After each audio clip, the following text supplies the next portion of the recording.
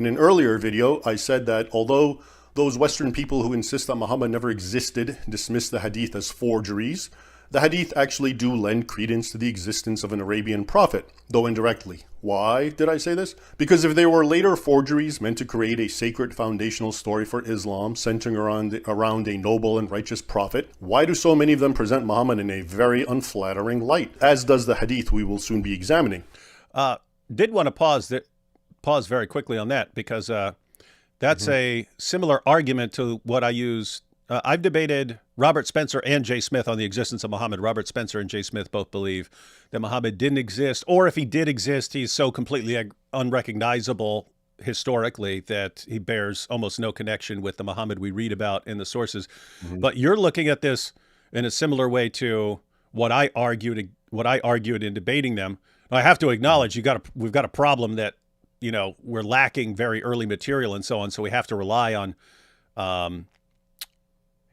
basically historical principles to try and discover reliable information. But that's very similar to what I've been arguing is that if you could invent anyone, if you could make up anything you wanted, you could make up the guy who's absolutely perfect for whatever you're trying to accomplish. But the Muslim sources are filled with material that I can't imagine making up for any relevant purpose, like the stories of the satanic verses, Muhammad delivering revelations from the devil, Muhammad being a victim of black magic, Muhammad being covered in semen and so on, and Aisha having to come up with 27 different ways of trying to clean it off him and so on.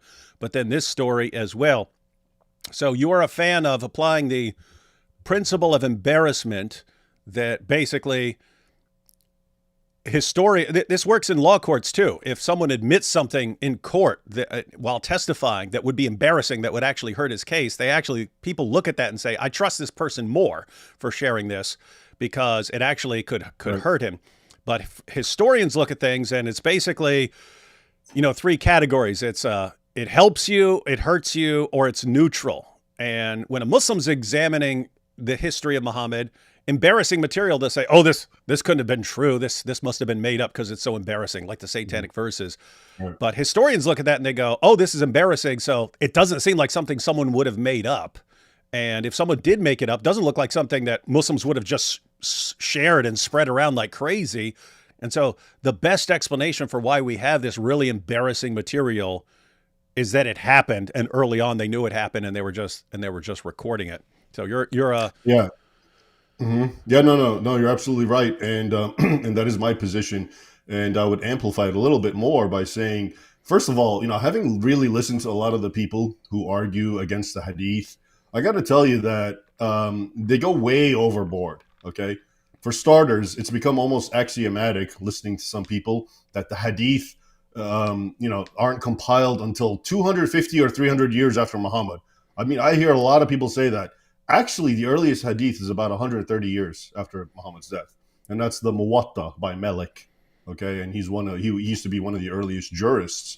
Okay, so we have about 130 years after Muhammad's death, we have the hadith. Okay, the other thing that you have to keep in mind is that a lot of people think when they hear these crazy warped hadiths, such as the one we're going to discuss, that, oh yeah, all these crazy people are running around saying whatever they want for whatever agenda they have.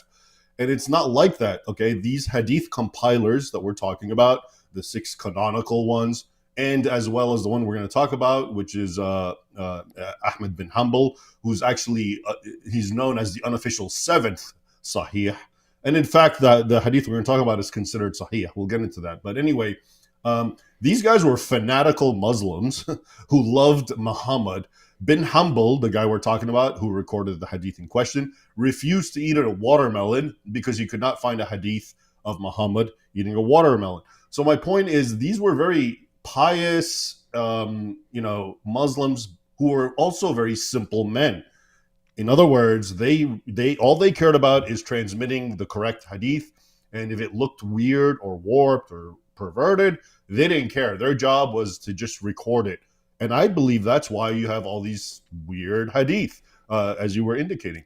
And it's, like you said, why would people make this up? But like I said, a lot of people just don't even understand the nature of the hadith. They think it's just like running around and anyone can say anything and anyone can believe anything. It's not like that. It's actually pretty rigorous. And also, let's keep in mind, the whole logic of the hadith, the reason it's written so much later, whether it's 130 years, 130 years and on 200, 250 years, etc., is because the Arabs were an illiterate people. We know that. But illiterate people maintain oral traditions. We've seen that in the Americas, okay, the Native Americans. And, when people maintain, illiterate people have really remarkable memories. Okay, let's think about ourselves before we got iPhones where everything's recorded. I remember as a kid, I still remember my phone number when I was 9 years old. I remember my address. I remember everything. Today, I don't remember my phone number. I actually have to look it up, to be honest with you. All right. So my point is, when you're an illiterate people, the oral testimony is so important, and people have such a sharp memory that it's really it's not what we think, oh yeah, whatever. So my point is, I'm not trying to say that the hadith is authentic. I'm just trying to say that very argument itself that everyone has just jumped on board with and kind of like poo-pooed the hadith, oh yeah, we can ignore it. I don't do that. I really think the hadith, there's definitely some kernels of truth in it, especially with what we're talking about, this sort of embarrassing stuff, for the reasons that I just described. These guys were serious, pious devotees of Muhammad, and they didn't have the critical thinking capacity to say, oh, this makes them look bad. All they wanted to do is the isnad correct. The isnad is the chain of narration. Is this person authentic or not in regards to narration? That's it. And they put it in. And that's why when you look at it, it's so full of very unflattering things like what we're going to talk about. So that's just like my little preamble about the hadith, which amongst the Muhammad doesn't exist people is not even worth talking about. It has to be just like ignored completely. And even scholars, actual real scholars, take the hadith seriously, sort of like I'm saying, including Patricia Crone, the one who actually who really started this Muhammad didn't exist movement until about 2008, when she wrote an article where she said she emphatically believes Muhammad existed. So anyway, a little preface there for you. Mm-hmm. So in your face, Robert Spencer and Jay Smith, you heard it here. Yeah, I just wanted to verify for all you young people who cannot conceive of a situation where you would have to memorize lots of numbers. Back when Raymond and I were kids, you didn't just remember your own phone number. You had all your family members' phone numbers memorized, all your friends. You knew like 20 or 30 or 40 phone numbers back then, and it was just totally normal. You had to dial up on the phone, yep, all your friends and so on. So what that means is there are... you use your brain in certain ways, and your brain gets used to it, and your brain adapts well. And so oral cultures would be significantly better at sharing information, passing on information than we are. And so this story, ladies and gentlemen, can't just toss it aside. But back to the video. Oh, wait, hang on. Got two rude comments here real quick. K. Cuman now always on time. They're referring to AP, who's historically always late, but as soon as he became a Christian, he's always on time. And they're using this to attack Protestants everywhere, saying, Protestant, now always late, draw your own conclusion. Very, very rude, very rude. And then this one too. All these years, AP got blamed for being late, but turns out it was Delay Wood with the daily wait all this time. Now they're calling me Delay Wood. Extremely, extremely rude. I'll probably ban these guys later.